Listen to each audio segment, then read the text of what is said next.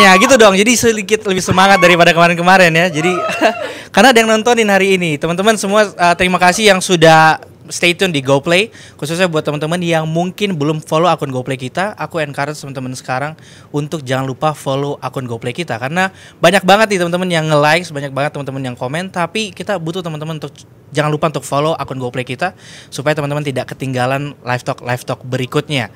So hari ini bareng gue Larry Christoffel, kita akan membicara suatu tema yang sangat-sangat menarik, khususnya buat gue secara pribadi ya.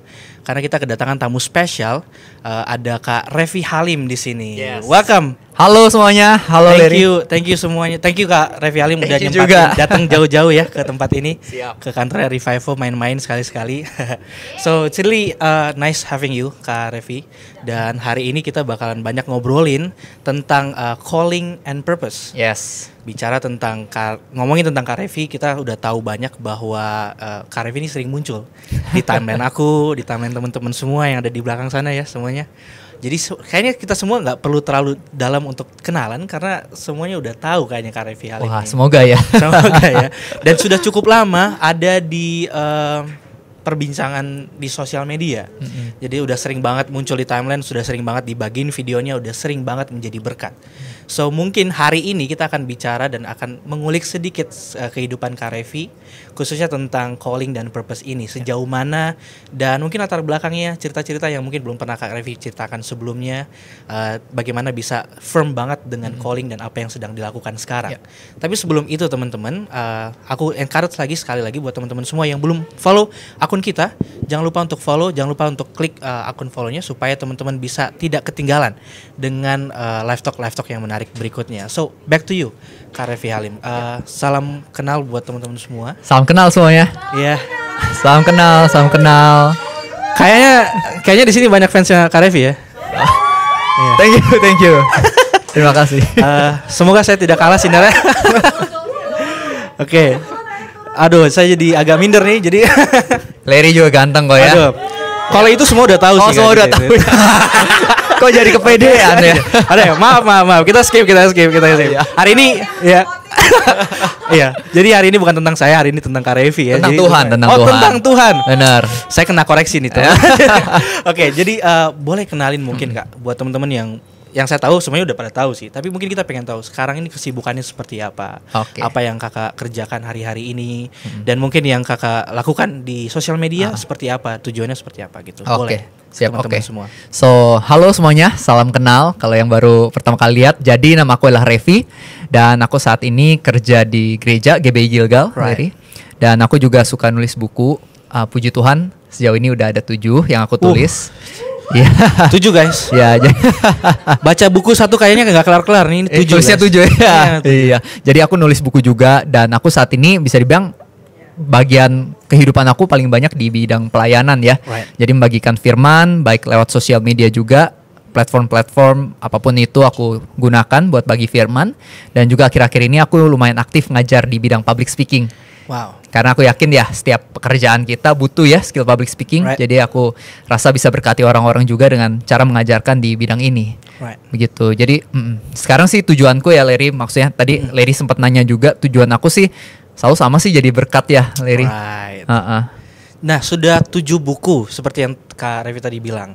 Nah, itu dimulai dari kapan Kak? Apa yang mungkin awal-awal yang kenapa bisa kepikiran untuk nulis buku sampai 7?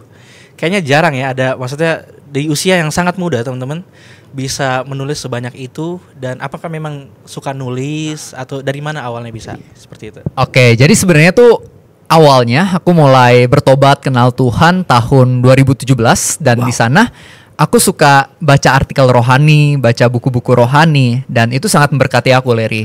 Nah, karena aku sangat terberkati, singkat cerita aku memutuskan pengen mulai pelayanan. Tapi aku juga bingung mau pelayanannya seperti apa. Dan karena aku suka baca buku, artikel itu, aku pikir mungkin aku bisa menjadi berkat lewat cara seperti ini. Jadi aku mulai nulis artikel di website namanya Grace Depth. Di situ aku share apa yang aku pelajari, dan lama-kelamaan setelah mungkin sekitar 1,5 tahun, aku pikir aku pengen coba bikin buku. Gitu. Jadi setelah 1,5 tahun melayani bikin blog ya, jatuhnya ya, Grace Depth ya. Betul. Lalu meluncurkan buku pertama. Betul. Itu di berarti tahun 2018. 2018 sudah sudah meluncurkan buku pertama. Judulnya apa ya Kak? Ikutlah Aku waktu itu. Ikutlah Aku itu sendirian nulisnya. Ya, itu sendiri. Jadi sendiri. Isinya tentang tentang bagaimana Tuhan Yesus telah memanggil kita, ya kan? Right. Kepada Petrus kan dia bilang follow me, ikutlah aku. Jadi aku percaya itu panggilan Tuhan bukan cuma buat Petrus dan murid-muridnya, tapi buat kita juga. Tuhan ajak kita ikutlah aku. Jadi inti bukunya adalah aku pengen membantu setiap dari kita sadar bahwa kita itu dipanggil sama Tuhan dan kita punya pilihan ingin meresponi seperti apa. Wow, tentunya bikin 7 buku ini membutuhkan komitmen yang sangat tinggi ya Kak. Dan juga bukan perjalanan yang mudah. Dan sedikit dimention tadi Kakak memulai semua ini dari Grace Dev itu ya. Betul. Sebelumnya memang ada kepikiran pengen bikin website atau blog gitu dari awal udah direncanain dengan mateng misalnya, atau seperti apa Kak kegiatan bisa sampai ada Grace Dev sendiri? Sebenarnya awalnya juga aku nggak mikir bakal jadi sesuatu yang besar ya. Gitu. Aku lebih mikirnya itu ya aku suka firman, aku pengen coba nyampein aja, aku pikir. Jadi iseng-iseng coba-coba lah anggapannya ya. Kalimatnya adalah aku suka firman. Iya. Emang suka baca Alkitab atau gimana Kak? Iya, aku suka baca Alkitab dan aku seneng dengerin khotbah pendeta. Oh gitu. Jadi sambil main game di handphone dengerin khotbah pendeta dulu pas zaman kuliah. Oke teman-teman.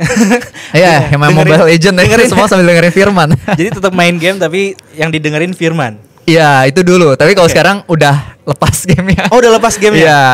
Udah lepas. Itu dulu pas masih suka main game. Nah, itu yang jadi habit akhirnya ya, Kak? Akhirnya betul jadi habit. Jadi bikin sering dengerin firman, terus sering bikin. Memang Kakak dari awal sudah dalam tanda kutip nih rohani, seperti rohani itu kah? Atau memang dari awal sudah jatuh cinta dengan Tuhan misalnya dan berapi-api dalam pelayanan? Atau mungkin Kakak juga punya titik di mana Kakak belum kenal Tuhan dan akhirnya bisa kenal Tuhan itu? Iya. Awalnya sebenarnya aku ini bukan anak pelayanan sebenarnya ya. Gitu. Bisa dibilang tuh dulu aku sebenarnya Kristen KTP, teman-teman. Jadi aku itu dulu anggapannya datang ke gereja hari Minggu tapi sebagai ya budaya keluarga aja gitu. Setiap minggu kan makan bakmi ayam habis itu gereja ya, biasa kayak gitu. Jadi nggak kepikiran lah soal Tuhan atau agama Kristen, gereja nggak kepikiran. Aku cuman kayak iseng datang aja karena disuruh orang tua, nggak pernah perhatiin. Tapi singkat cerita pas aku mulai kuliah di situ aku ketika dengar khotbah seorang pendeta, dia bilang Tuhan Yesus mati di atas kayu salib untuk menebus dosa kita karena dia sayang kita. Entah kenapa itu ngena banget. Dan aku ngelihat banyak banget orang-orang Kristen yang bilang hidupnya diubah sama Yesus. Jadi itu bikin aku penasaran. Jadi aku yang Kristen KTP mulai mencari tahu juga siapa sih sebenarnya Tuhan Yesus. Right, akhirnya jadi dari awal mungkin tidak seperti yang sekarang ini ya Kak? Betul. Jadi bukan technically church guy gitu ya. Bukan yang setiap hari Minggu pelayanan, setiap hari Senin sampai Sabtunya ada komsel gitu ya atau Dulu belum ya Kak? Belum dulu. Dan itu akhirnya ada satu khotbah yang seperti yang Kakak bilang tadi. Itu momennya terjadi ketika kuliah. Yes, waktu sebelumnya kuliah. memang nggak pernah dengerin atau gimana, atau memang stumble aja tiba-tiba ketemu khotbah. Oke, mungkin aku perjelas lagi nih ceritanya. Boleh, ya. Jadi sebenarnya waktu SMA akhir ya, aku punya beberapa masalah dalam hidup. Alright. Sebenarnya nggak besar, tapi ya namanya masalah selalu pasti bikin khawatir. Betul. Jadi aku cari-cari harapan yang bisa bikin aku lebih kuat gitu. Jadi aku nonton video motivator. Dan aku ketemu motivator yang nggak punya tangan, nggak punya kaki. Namanya Nick Vujicic. Ya benar. Pas aku nonton kayak, wih hebat banget orang ini, nggak punya tangan, nggak punya kaki, tapi bisa motivasi orang-orang yang punya tangan dan kaki gitu. Jadi aku bingung kok bisa ya. Dan aku nonton video-video dia dalam sebuah interview, dia bilang dia dapat pengharapan dari Tuhan Yesus. Jadi momen tentang pengharapan ya Kak. Betul. Nah dari sana aku mulai makin penasaran kan, kok bisa ya orang ini seperti semangat seperti itu gitu. Berapi-api gitu ya. Dari sana aku mulai jadi dengerin motivasi dia dan khotbah-khotbah dia, dan itu juga menjadi salah satu pemicu aku tertarik. Wow, jadi momen ketika mungkin mencari jawaban atas masalah yang terjadi waktu itu. Ya betul. Kakak menemukan khotbah, menemukan harapan melalui motivator tadi ya. Iya, betul. Motivator rohani sebenarnya beliau. Betul, iya betul. Dia sering banget ngomongin tentang Injil. Yes. Dan tadi pesan yang sebenarnya Kak Revi sampaikan adalah pesan Injil. Jadi Kristus yang mati buat kita, menebus kita dari dosa, dari dosa dan kesalahan kita. Sebenarnya beberapa kita mungkin orang-orang yang percaya udah lama kenal Tuhan, kita tahu nih Tuhan Yesus mati di atas kayu salib, mati di atas kayu salib. Dan mungkin momen-momen seperti ini nih setelah Paskah, kita akan merayakan kenaikan besoknya. Ya. Tapi semua cuman berlalu seperti ya ritual aja gitu, tradisi aja gitu. Tidak pernah benar-benar merubah keadaan. Tapi apa yang terjadi dengan Kak Revi itu benar-benar jadi kayak ini ya Kak, kayak titik balik kalau aku boleh bilang. Iya, betul. Akhirnya yang dari tidak kenal sampai yang benar-benar berapi.